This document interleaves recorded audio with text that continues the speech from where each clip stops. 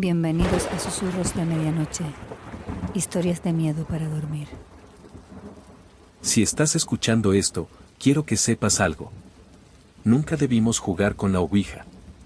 Nunca debimos abrir esa puerta.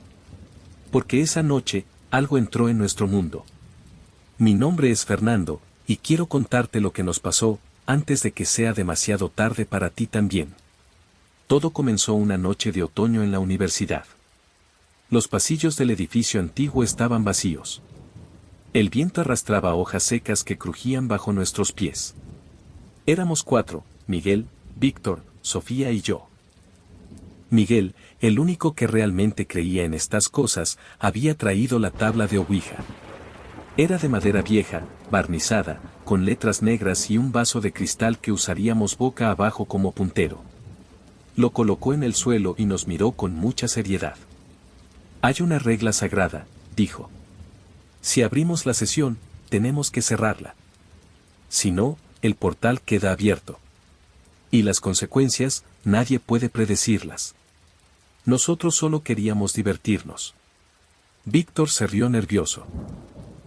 Sofía me sonrió, quizá para calmarme. Yo, solo quería estar cerca de ella. Apagamos las luces y dejamos encendidas 4 velas. Sus llamas proyectaban sombras largas en la pared. Nos sentamos alrededor de la tabla. Yo junto a Sofía, Víctor al otro lado, Miguel con los ojos cerrados, respirando hondo. Empezamos la sesión. Todos pusimos el dedo índice de la mano derecha sobre el vaso. Miguel comenzó a llamar a su hermano. Había fallecido en un accidente de coche el año pasado. ¿Estás entre nosotros, Daniel? El vaso se movió lentamente hacia la palabra sí. Cada milímetro que avanzaba parecía pesar una eternidad. El tic-tac de un reloj que estaba en la pared del fondo sonaba más fuerte de lo normal, como si marcara cada segundo de nuestra desesperación. Miguel lloraba y sonreía al mismo tiempo. Pero pronto algo cambió. El vaso comenzó a moverse rápido, violento, errático. Las letras ya no tenían sentido. Y entonces formó algo que todavía me persigue. J. A. J. A. Era una risa escrita en la tabla. Una risa que se burlaba de nosotros. Todos, menos Miguel, empezamos a reírnos, pensando que era una broma de él. En ese momento, todas las velas se apagaron al mismo tiempo. La habitación quedó sumida en una oscuridad absoluta. La temperatura bajó, y sentí un frío que no venía del aire de la habitación, sino de algo que había entrado dentro de nosotros. Algunos empezaron a gritar, y soltaron el dedo del vaso. Me levanté para buscar la luz. Presioné el interruptor, pero no se encendía. Sentí una mano fría acariciando la mía. ¿Quién está ahí?, pregunté, con la voz temblorosa. No tiene gracia. Nadie respondió. Volví a darle al interruptor y finalmente, la luz se encendió.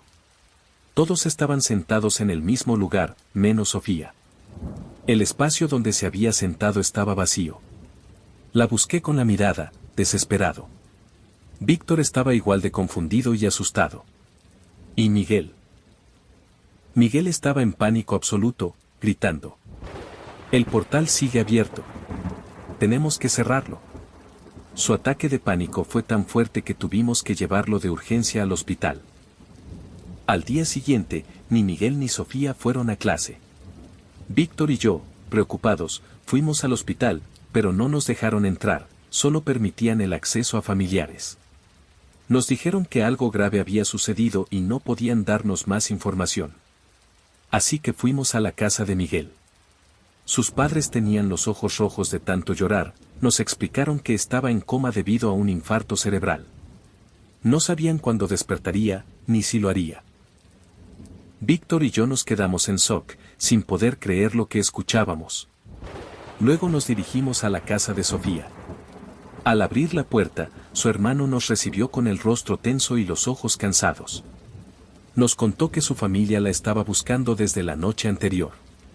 Incluso habían ido a denunciar su desaparición a la policía, pero les dijeron que, al ser joven, quizás solo estaba de fiesta o en casa de una amiga, y que debían esperar un poco antes de iniciar la búsqueda. Frustrados por la falta de respuestas, decidieron empezar a buscar por su cuenta, sin esperar a la policía. Empezó a entrarme un miedo intenso. ¿Y si era cierto todo aquello de la ouija? ¿Y si realmente debíamos haber hecho el ritual de cierre? Eso significaría que el portal seguía abierto y que el espíritu maligno estaba en este plano. De repente, un dolor punzante me recorrió la cabeza, como una migraña muy fuerte. Empezaron a aparecer acúfenos en mis oídos, como una radio sin sintonizar. Cada vez más intensos. El ruido se mezclaba con mi miedo, haciendo que todo se volviera confuso y abrumador. Así que me fui a casa a descansar. Pero aquella noche, en la cama, tenía la sensación constante de que no estaba solo. Sentía una respiración cerca de mi nuca, justo al lado de mi oreja, como si alguien estuviera inclinado sobre mí en la oscuridad. Cuando por fin lograba dormirme, empezaban las pesadillas. En una de ellas, veía mi casa ardiendo en llamas, mientras una risa diabólica resonaba a mi alrededor. Despertaba sobresaltado, empapado en sudor y con la inquietante sensación de que alguien me estaba tocando. A veces parecía que una mano salía de debajo de la cama y me agarraba el pie. Otras veces sentía claramente como alguien bajaba la manta y me destapaba lentamente. Ya no sabía si estaba soñando o si estaba despierto. Los sueños eran tan vívidos, tan reales, que la línea entre la pesadilla y la realidad empezó a desaparecer. Todo se volvió confuso, como si mi mente estuviera atrapada en una especie de realidad distorsionada, de la que no podía escapar. Al día siguiente vi a Víctor en la universidad. Estaba triste, con la mirada ausente, distraído durante toda la clase. Apenas prestaba atención a nada. Al terminar, me acerqué y le pregunté qué le pasaba. Me miró en silencio unos segundos antes de responder. Me contó que su padre se había quedado dormido con un cigarro encendido en la mano. Que durante la noche su casa se había prendido fuego. Por suerte, nadie había salido herido. Solo había sido daño material. Pero habían perdido todo. La casa, los muebles, recuerdos que no se pueden reemplazar, fotos familiares, objetos de valor sentimental, pequeñas cosas que guardaban toda una vida. Me dijo que se iban a mudar a casa de su abuela, en las afueras de la ciudad. Este sería su último día en la universidad. Mientras lo escuchaba, el estómago se me encogía. No podía evitar preguntarme: ¿qué tipo de desgracia sería la mía? Pensar en eso cada día se convirtió en un castigo terrible. No podía dejar de imaginar todas las cosas horribles que podían pasarme. Esa idea me perseguía constantemente y no me dejaba vivir tranquilo. Cada noche tenía pesadillas intensas, demasiado reales. Despertaba sobresaltado con la misma sensación de siempre, de que alguien me tocaba. Alguien me destapaba. Y esa respiración en mi nuca, tan cerca de mi oído que podía sentir el aire frío en mi piel. Y lo peor era, que muchas de esas pesadillas parecían premoniciones, de cosas que ocurrirían después. Algunas incluso se cumplían. Era desesperante soñar cosas aterradoras, y luego pasar el día entero preguntándome si esa pesadilla terminaría convirtiéndose en realidad. Hasta que poco a poco empecé a comprender algo. Aquello era mi castigo. El castigo por haber abierto esa puerta. Por no haber hecho el ritual de cierre. Han pasado casi 6 meses y Sofía todavía no ha aparecido. Todos temen lo peor. La pesadilla que tuve anoche fue la más real y aterradora que he tenido.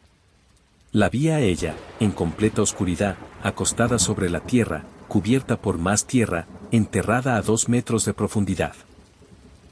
Y yo estaba allí, al lado de su cuerpo, enterrado junto a ella. Impotente, sintiendo cómo la desesperación me envolvía. Al despertar, supe que tenía que enfrentarme a lo que fuera. Fui a buscar la tabla de ouija. La coloqué sobre la mesa, encendí una vela y puse una moneda sobre la superficie, apoyando mi dedo índice sobre ella. Mis manos temblaban de miedo mientras la tocaba. Intenté repetir el ritual de cierre, diciendo las palabras que Miguel me había enseñado. Entonces, la moneda empezó a moverse sola. Letra por letra se formó un mensaje. N. O. P. U. E. D. E. S. C. E. R. R. A. R. L. O. No puedes cerrarlo, decía. La vela se apagó. Sentí algo detrás de mí, respirando en mi nuca, rozando mi hombro. Intenté moverme, gritar, pero mi cuerpo no respondía. Lo último que recuerdo antes de perder la conciencia fue una mano helada cubriendo mi rostro. Y esa misma risa diabólica que había escuchado antes, burlándose de mí. Y supe, con un terror absoluto, que no había vuelta atrás. El portal seguía abierto y yo no podía cerrarlo. Algo maligno había cruzado la frontera entre nuestro mundo y ese otro lugar. Ahora es libre.